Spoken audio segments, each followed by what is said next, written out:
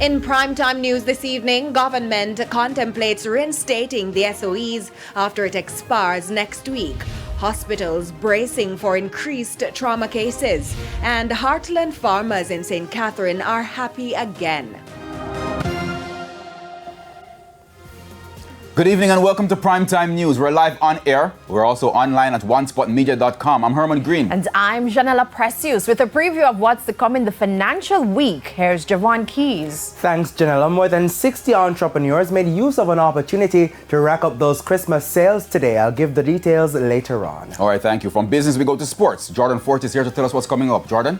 Well, Herman, he's not competing anymore, but there is still one more major accolade on the way for the legendary Usain Bolt.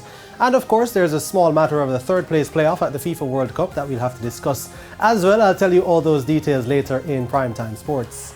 There's also sports commentary, E-Prime and weather in this newscast. But before the break, the feedback question. Our question this evening. What are your predictions for this weekend's World Cup final between Argentina and France? You can share comments online, facebook.com/television Jamaica and tweet us at televisionjam1. Please stay with us. Primetime News returns right after this break.